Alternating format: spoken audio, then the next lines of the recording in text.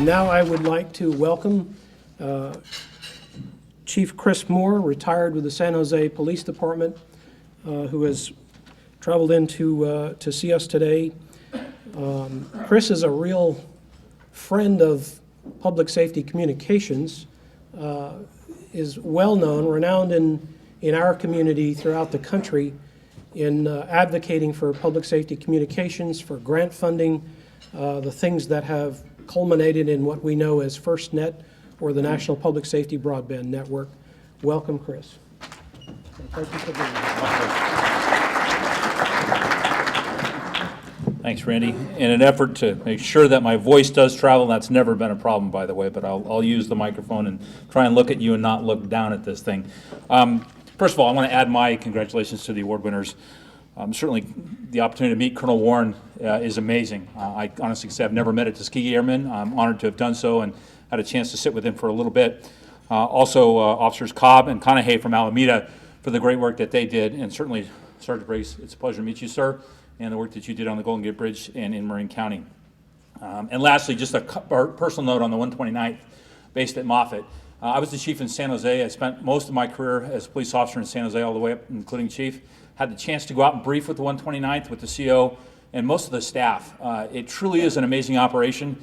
People do not realize if you're out on a beautiful, any weekend day, most of the time of the year, you've got sunny skies, blue skies, you're out on the water, having a great time, something goes badly, there's not a whole lot of help out there for you. The Coast Guard, wonderful people, they really are. They're superstars, but they can't be everywhere, and there's a lot of folks out there. So when the Coast Guard can't answer the call because they're busy, the 129th just steps up. They've got tremendous people that, quite frankly, have other careers, working in Silicon Valley and elsewhere. They hop on the bird, they get the PAVOC out there, they're on the water, they're doing amazing things. So for the 129th, I'm sorry they're not here because I would love to see them, but they're also some of the most fierce combat pilots I've ever seen, in the sense that they are out there rescuing those who are out there doing our business and keeping, as the Colonel says, freedom is not free. Every generation has to pay for it. And those gentlemen themselves, the men and women, because they have both, are quite good. So before I get into my remarks, talk a little bit about FirstNet and where we are since the last time I spoke to you, I just want to do something that I think is really, really important for people to understand, and that is to thank the sponsors. Having been involved in a nationwide campaign to bring us FirstNet and many other campaigns to bring support to public safety, it doesn't happen by accident. It requires the staff, we talk about the board of NAPCO that really has stepped up to make this chapter one of the best in the country, but it also requires the sponsors. And for today, certainly Cassidian, thank you for what you've done. Certainly Harris Corporation, always been there for us, has been a personal favorite of mine in doing a lot of work down in San Jose. I appreciate their efforts. And certainly Tate and Oypen, I got it, I think I said it right, because I've never, quite frankly, I'm going to learn more about Oypen. Thank you for what you do for NAPCO. So I think I had a chance to talk to you, if it was either last year or the year before, and talk about where we were with FirstNet. What is it? What does it mean for us in public safety communications? And sort of what we might expect. So let's start with what it is. FirstNet is a body established by the government. There's legislation passed as part of the Middle Class Tax Relief Act of 2012. I don't know how much tax relief you got, but I tell you what, we got FirstNet, and that was 20 megahertz of prime 700 broadband spectrum nationwide.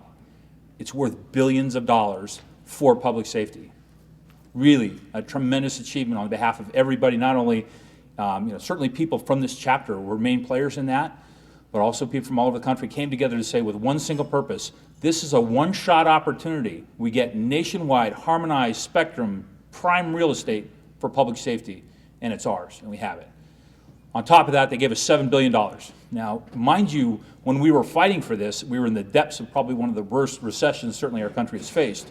And I had members of Congress, leadership in Congress, telling me personally, Chris, forget it. Chief, not going to happen. No money, no spectrum, nothing. I said, fine, let me make my case. Made the case, round up all the support. I was privileged to serve as the chair of the Public Safety Alliance. All nationwide public safety organizations, APCO, helped lead that charge. And people ask me, was it major cities? Yeah, I represented major cities. Sure, the chiefs, great, fire chiefs, great. But APCO was the one that stood up, your international chapter, your nationwide chapter, ponied up the money, ponied up the leadership to make it happen. So And I tell that wherever I go. People really want to know how we did it. We had stalwart support from the folks like you in rooms all across the country that made it happen. So my thanks to APCO for making that happen. We got $7 billion as part of, it had to be revenue neutral. So what we did is we said, look, you're going to be selling off spectrum in other bands. The FCC is going to do that. You want to get debt relief. You anticipate about $24 billion in debt relief. We want the first 14. And they said, well, how about we give you 7? And I said, okay. If they're going to give me $7 billion when they told us they weren't going to give us anything, plus 20 megahertz of spectrum, I said, that's fine. I'll take the $7 billion. So they structured it. $2 billion in borrowing authority up front. That's what FirstNet has today. And another 5 with the proceeds coming available probably in 2016 at this point. That's a lot of money, but when you consider the task, which is building a mission-critical grade, nationwide, public safety broadband network built to our spec, $7 billion is not going to get you very far. It really isn't. We're probably talking something on the order of about $35 billion with a B. It's a lot of money. So the question is, great, we got the spectrum. Great, we got $7 billion, 2 plus 5, and we have a board, a leadership, a government structure. Sometimes that's good, sometimes that's not so good. For those who don't know, there's a 15-member FirstNet board established by statute, 4 permanent members. You got the Attorney General of the United States, who, by the way, is represented by Tony West, who is the number 3 person in the Justice Department, the Associate Attorney General, who comes from the Bay Area. There's a lot of Bay Area people on this board, by the way, just so you know. Our chair of the FirstNet board is Sam Ginn. He's a retired telecom exec who's done a lot of good things and a lot of experience. And Sam lives on the peninsula in Hillsborough. Craig Farrell, who's been the acting CTO, lives right down the street. And for those who don't know, FirstNet's first permanent office, we'll call it a permanent temporary office, but the first one to stand up is right down here in San Ramon. That's how much influence the Bay Area has and how important it is. Those are their families that they're protecting, so they definitely get, in spite of, we'll talk Bay Rex later, but the truth of the matter is there are people with a lot of experience that reside here in the Bay Area and understand how important this task really, really is. So we should be grateful for that. We've got 4 public safety members. All of them are friends, people that I work with in the battle to get the spectrum, so I trust them all. We've had some hiccups along the way, and I'm not going to go into details of emails and things like that, but that's just growing pains. We have people that are deeply committed to making sure we deliver on a nationwide, interoperable, public safety broadband network. A number of other public safety execs, or excuse me, telecom execs that are serving on that board. We just had one who just left the board, but he lives up in Napa, has property and is doing winery work up there and doing fine wine, by the way. That's what you get to do when you retire rich as a telecom executive. You can go buy wineries and things like that. And I say that with all due respect because it's a lot of work to do that. So we have a board. When I last spoke to you, we didn't have much of else. We didn't have an executive director. We didn't have a general manager. We didn't have anything. We now have that. And I say we. I'm not on that board. I'm in the private sector now. But I take some ownership in the birth of this thing, and I'd really like to see it move forward. We have a general manager, a gentleman by the name of Bill D'Agostino. And if you have not met Bill, you need to meet Bill. And I mean that. Even if you see him at an event someplace and he's all over, and you're a telecommunicator and you go, why the heck would I want to meet this guy? He's really good. He understands our business. We would not have allowed him to be hired, quite frankly, if we didn't believe that he believed in us. He knows this is a public safety network. This is not a commercial network. People may disagree whether we should or shouldn't have that, but the bottom line is it's going to be a public safety network that has applications for the commercial sector, but it will be built to our standard and available whenever we need it. That's the important piece. So he's a great add to this whole project. We have a new assistant general manager, a gentleman by the name of T.J. Kennedy, who comes out of the private sector, but before that he was a state trooper in Utah. He was a flight paramedic, so we have people that have actually tried to use devices and it didn't work and they got frustrated through it like we all do, that kind of thing. So we've got leadership at the top level that we really like and understand and support. But again, this is a new entity designed to build a nationwide network. Think like the interstate highway system. And you can't do that with a dozen people. So basically, I think they're up to 20 head count. They're going to be growing this thing as we move forward. So the expectations on them are very, very high. And frankly, a lot of people are frustrated that they haven't made more progress to date. I'm one of those people, but I understand it. I want this thing built yesterday. I think we deserve it as public safety. I think all the people that have ever tried to communicate on a cellular device using commercial services, and again, this is not a slam on the commercial services, right? They provide a service for profit. That's their job. That's not what we do in public safety. We're there to provide a service, top-level service, and the tools that we need to provide that service have to be available all the time, everywhere we operate. Now, that's what we've been brought up to expect. Now, do I expect that from my commercial cell phone carrier? Not really. I mean, how many times do I drop a call in a day? It's getting better, but still it's 2 or 3 times, depending on where I'm calling and where I reside at that particular moment. We really can't afford that. We really have to have a device that operates where we do, and that means at the hip, that means inside of a building, first wall, second wall, whatever it needs to be. If I'm helping somebody, and I spent roughly 35 years in public safety here in the Bay Area, starting when I was a very young man, as John will tell you, doing a lot of different things. And I never once worried about my radio. I worried about a lot of other things in my departments that I work for, but I never worried about it. And you know why? It's because of the people in this room. They made sure. I'm talking about the people in this room and the people that came before you. Some of the awards are named after these people. The frequency coordination, all the stuff that has to happen to make sure that the devices that we use to protect the public work. Now, I'll speak a little bit to the telecommunicators. And for those, I was fortunate I got a chance to run the communications center in San Jose, a great center. And it was started from scratch, I want to say 1990s when we moved into the new building. Really, the talent, the people that serve our communities that never get, we're going to acknowledge some right after I speak, and then after I quit talking here. And that's great because they really, all of the great things that you heard about in the awards today, right, they start with the APCO members that are here and that are in every single comm center around this county and in this chapter. They start right there. They don't start with a cop on the street. Sometimes they do, but it's really rare. It's somebody calling in trying to figure out what the heck is going on, who's screaming, what's happening. And the saddest part, and I think I mentioned this to you the last time, is most of the telecommunicators only hear half the story. They process it, they get it shipped out, the officers go there, they just deal with it. The radio goes silent. That's like reading half a book and then putting it away. And then pick up and reading half of another book, and then another book, and the same thing, and never hearing the complete story. That would drive me nuts. So what I did, and I knew that in talking to the dispatchers, I ordered my first line supervisors, right, when I was a sergeant, and then when I was a lieutenant and I was a captain, the same thing now is, you have a big event, a critical event. I'm directing you, you need to send one of your people, usually a sergeant who is there, to come up and talk to those folks who handle the call takers, the dispatchers, and just tell them what the other half of the story was, and tell them how what they did made a difference. And it really meant a lot to our people, and I really think that if you don't do that in your organization, that you really should do that. Enough of that. Let's go a little bit back to FirstNet. We have a board, we have leadership, we have a governance, we have money, and we have spectrum. We only have $7 billion. It's going to cost $35 billion. How do you meet that delta? That's a pretty big delta to get from $7 billion to $35 billion. And oh, by the way, you really want to get this thing built in the next couple of years. You really do. You don't want this thing to lag. So that's where I come in, and I'm not going to make this a commercial speech. I'm just telling you, we have an asset in FirstNet that nobody else has except for the carriers, and they spent billions for it, and that is the spectrum. We build our LMR systems and all of our systems for peak capacity. We know when we need it, and if you have a fire, you're going to need a whole lot more than you do day to day, or if you have a crash something. Wherever you are and you have a big event, you're going to need every bit of spectrum that you got. Now, day to day, how much do we really use on our radio systems? Depending on where we are, in San Jose, probably about 25 to 35% saturation. Right? In broadband, it would be about the same or maybe a little bit more.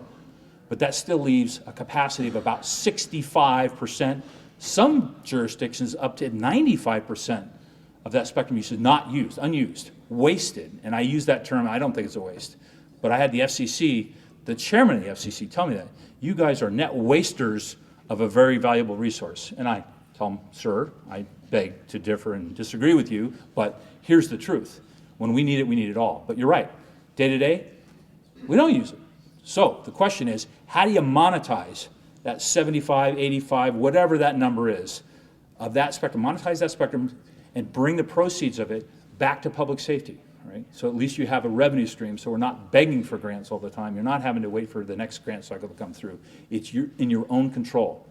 Second of all, how do you make it such that when you monetize it, you have the ability to immediately, at the millisecond level, bring it all back to public safety where you need it, when you need it. And the great news is I happen to work for a company that does that. And I'll leave it there. FirstNet has yet to announce a business model. I do believe, I know for a fact they're meeting in Boulder, Colorado next Monday and Tuesday. They meet, it's actually both public sessions, committee meetings on Monday and the public board meeting on Tuesday. There is a website, you can chat, you can pose questions if you want to. I would encourage you, if you haven't followed FirstNet, it's sometimes dry, but this one should be a pretty good one next Monday and Tuesday. If you go to www.firstnet.gov, straightforward, firstnet.gov, you'll be able to get directions on how to pipe into that, to the meeting. I actually had a PowerPoint presentation. I really hate PowerPoint, but I had one. The screen's a little too small for everybody, so I'm just going to go right through it. I believe that this is the future of public safety communications, this broadband network. Now, we're not yet at mission critical voice yet. I think everybody acknowledges that, and we should strive towards that, but it's not there yet. And nobody should expect that we're going to leave our LMR networks behind. We're not. Right? For the next generation at least, I think, and for the companies that are in here that do that, there's still the market there, but everybody has to sort of look to the future about what is LTE and what does it mean for us. And you know, with LTE being basically the worldwide standard for the commercial carriers through GPP, we should be able to jump on that because it will reduce the cost for each of our jurisdictions. Now, a lot of us in this room have built our own networks and spent a fortune, quite frankly, doing that, when realistically those budget dollars aren't there anymore, and we need to find ways to consolidate. We need to find efficiencies. The fact is we pay a lot for, and I know many people sign those checks as well, for those land mobile radios. Those handset devices are pretty expensive. These are not, but they're not built to that mission critical grade. But you can get these at mission critical grade, and if you have a chipset that they print by the billions rather than by the thousands, you can really drive down the cost of these devices. So that's sort of where we're heading, is economies of scale, staying together as public safety so you have a pool that stretches not only in your county, your state, but the entire country. And beyond that, the Canadians are doing the same thing that we are doing in the States. They haven't called it FirstNet yet. They don't know what they're going to call it. But I was up there just before Thanksgiving. They're well on their way to getting their own, harmonized same 20 megahertz of spectrum. And they will manage it slightly differently because most of their population is right along the border, the U.S. border, like 90% of it. They still have the problem of covering the territories, and the landmass in Canada is unbelievable. If you've never been up there, it's just, that doesn't mean you need to put terrestrial sites everywhere, but there is technology, mobile deployable technologies that they're going to be using to do that. That's going to drive down the cost of our U.S. devices. It's going to drive the ecosystem for all of us. I was just over in the UK last week, and they're trying to do the same thing. I was up in Scotland and in London, and the folks at Scotland Yard, they get it. And they're going to try and work with the Home Office to see if they can make that same thing happen as well.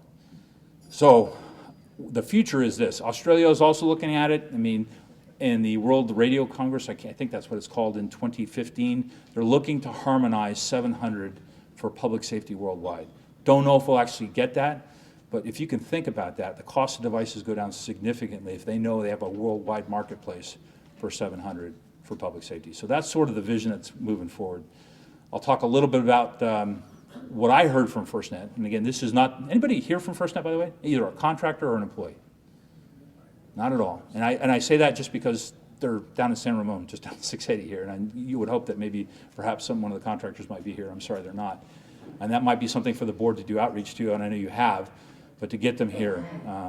There's some really talented telecommunications engineers, particularly wireless engineers, that are working on this. And I think that the more they engage with your chapter, our chapter, one of the main chapters, I think the better off we all will be. What the plan is, they're going to announce a business strategy and some other things on Tuesday. And at that point, I think you're going to see the plan that I think they have, and this is me hearing Bill D'Agostino talk several times, is to have a one nationwide core, all right? Or have one national core that is in several different places, redundant places around the country, but it'll be a FirstNet core with security pieces, with authentication pieces, and with what we believe will be some way to monetize the spectrum nationwide.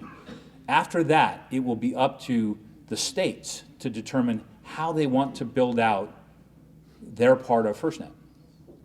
And if you think about it, it's challenging because you have 56 states and territories that they have to manage. Heck, it's hard enough to manage one city or one county, and if you think about that, that's really a challenge. But if you really think about it, California has threats and hazards that they don't have in Ohio, and vice versa, right? We've got certainly earthquake issues, so we've got the seismic loads. We do have flooding, as you heard about in the 129th. That does happen from time to time, not as much around here, but certainly in the valley with the deltas, or in the delta with the levees. So we have a lot of different types, high winds, maybe not as high as other places, but there are a lot of things that we would design that the folks in Louisiana would not design, or the folks in Florida with the hurricanes. They would design differently than we did. So it really does make sense for the states to come up with their own set of requirements. So FirstNet's plan is to go to every single state with a proposal, get feedback from it, getting feedback, coming with a proposal saying this is what we think will work for your state, but you have to tell us. Work back and forth, and then put forth a plan for your state, and then do that all across the country. Now, it may make sense for places like New Mexico. They're going to be on their own. They've got one of the first spectrum lease agreements. They and LA Ricks are the only ones at this point, to my knowledge. But let's say North Dakota, South Dakota, Montana, it might make sense for them to come together as a region, because that's really a different set of challenges than it would be than, let's say, in New York City. So I think you're going to see some of that. You're going to see a couple states get together, work together. You're going to see Hawaii do one thing. You're going to see Texas do another thing. You're going to see New York City do something different. New Jersey, that kind of thing. So it won't happen overnight, but that is the idea. One central core with multiple redundant, backup cores, authentication, a piece for, I'll call it arbitrage or secondary use, and then each of the states being able to be using that technology, have their own model, and then be able to deploy with funds from FirstNet. And again, FirstNet, we hope, will be getting those funds from not only the $7 billion they have, but the money that they can get from the sale of spectrum. Now, who's going to buy that extra spectrum? Anybody think, if you think about it, I've had the carriers tell me, we're not interested in your spectrum. Really?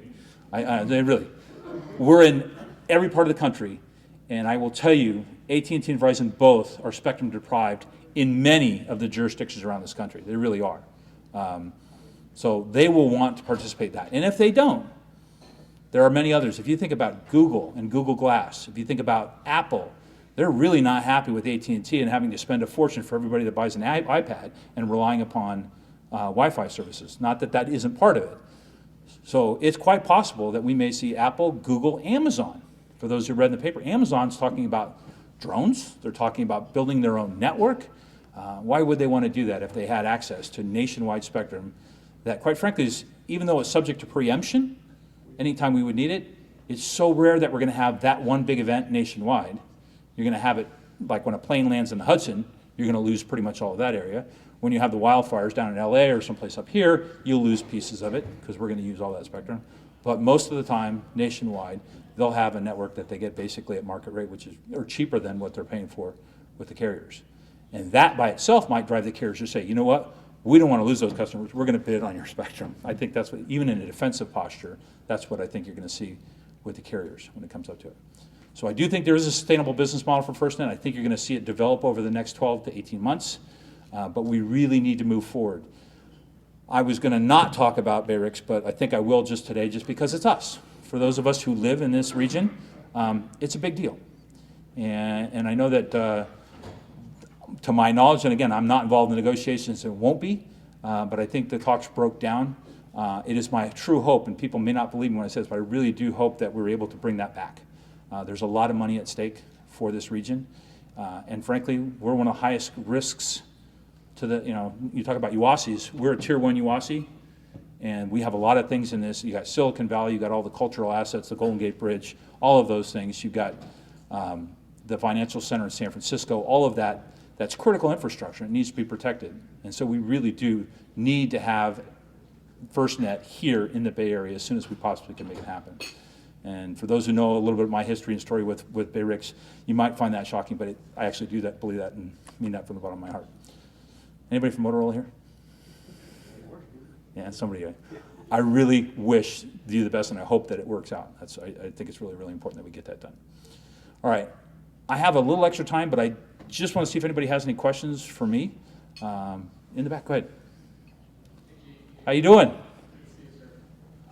So everybody talks about the spectrum that we got, I just, yeah. the spectrum that we got. Yes. The LTE. So what's FirstNet's vision for the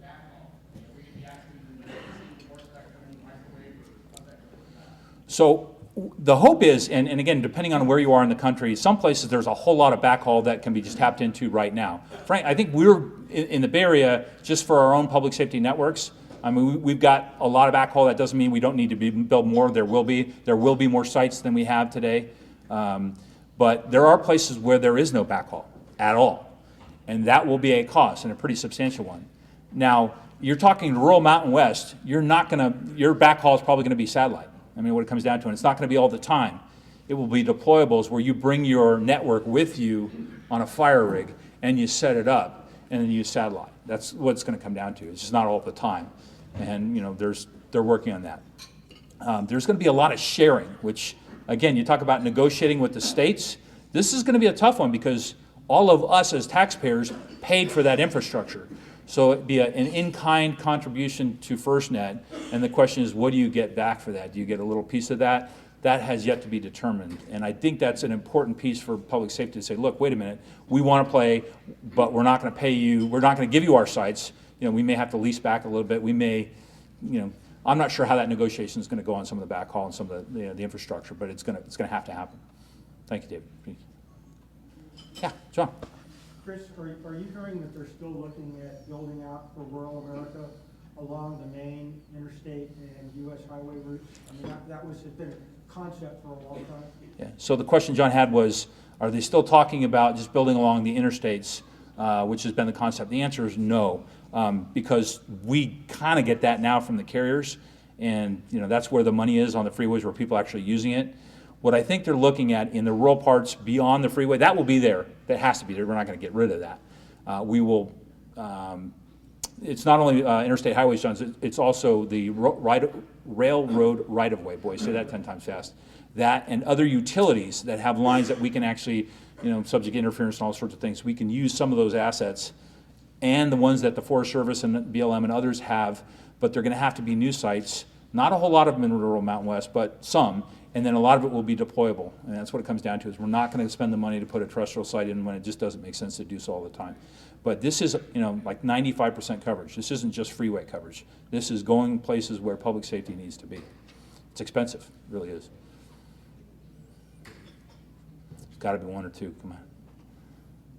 All right. I have a question of the telecommunicators in this room. All right, and those are people who sit in the room and are hamstrung by not having some of the technology. And I've never seen a more resourceful group than dispatchers that have a photograph, and they've got to get it to the officers. What do? You don't know how. What do you do? I mean, you get out their personal phones, and how many of us have policies that say can't use your phone in the control? Yeah, come on, really? So they do this, and I tell you what, it solves cases every single day. So for those of you who have policies, and I know they're well-intentioned on the use of machines, but really they help protect public safety. When you have these things. It really does. So it's managing the use, and there's a human dynamic to that which I won't even try to fix, but I will tell you that the answer is not banning it so much as just managing it. Any other questions? Yes, sir. Well, San Francisco is a certain area where we have a lot of urban stuff, but I'm using Alpine County as my example of the other kind of thing. And we've been in communication with Alpine, so I'm kind of familiar with what they have. But they have a lot of nothing in Forest Service, yet the sheriff is the first responder. And he has to regularly rescue people from what he calls beer and testosterone poisoning. They're in a situation where satellite phones don't work well because of the mountains. Canopy. They're in an area where their VHF barely works most of the time. The highway patrol low band doesn't work most of the time. How is a lone deputy that needs to get information in and out going to work when you're talking about a deployable thing in those low-density areas? So, it's a great question because, if you're in a canopy, under a canopy, you're not going to get satellite coverage. I mean, there are places in canyons and that's where people end up. They fall and they end up at the bottom, and places where it's just really hard to communicate.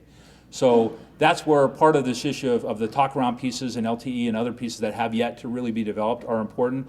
But the idea is those business cases, and we deal with it all the time, where are those spots? And FirstNet wants to know that so they can try and put their engineers on it. Now, they may not get every single one, but if you're the same deputy and you're going to the same time every summer, you're going to be at that intersection in that canyon all the time. You make that clear, this has to be covered. And I don't care how we do it, but let's get it done. And that's where the individual, state contacts and the people that feed the information up to the state contacts, we as public safety have to make it really clear what we need. That's got to be first. Now, are we going to get 100% of everything we want? Probably not. But the only way to be guaranteed you won't get it is if you don't say anything, right? Just following up on that, last winter, the guy and his girlfriend went around the gate and was messing around in Alpine County, and when he got stuck, he figured, I could yuppie myself out of there. This cell phone didn't work. Nope. And he decided to walk out, which was a bad mistake, and died as a part of that. And I'm only bringing it up as an example, but San Francisco, LA, Chicago, New York, et cetera, there's certainly a need for that kind of stuff there. Then we have areas like maybe Sacramento and San Joaquin and other areas in California that still have a need, they have some infrastructure. But the good part of California is like Alpine County. It is. Where they have people, they need communications, people or whatever they need to do. That's going to be the real hard part. Yeah, no, you're absolutely right. Undersheriff Ludwig to get involved. Absolutely, and that's the thing is, the only way we're going to guarantee you won't get anything is if you don't tell anybody. You have to have the conversation. Again, you won't get necessarily 100% of what you want, but there are areas where we go to time and time again and we complain about not having coverage, right? Well, now you can do something about it, all right? It's really that important. Any other questions? I will tell you and end with this. It is an honor to come here, and I was telling Randy, I'd come here regardless, all right? I just want to have this conversation with people. It is the people of this chapter that have helped drive a lot of the national agenda over the last 30 years. Right? You got presidents of APCO, former presidents of APCO. It's that continued engagement. Sometimes we're on the wrong side of issues and we get hung up and stuff. That's okay. We're involved in the discussion and people talk about it. And if we make a little bit of news, okay, we make some news. Good, bad, indifferent, at least we're talking. And the fact that we see uniforms in the room, very proud of that. As a chief, wouldn't miss coming here, and I really appreciate the invitation and being able to talk to you guys today. Thank you very much.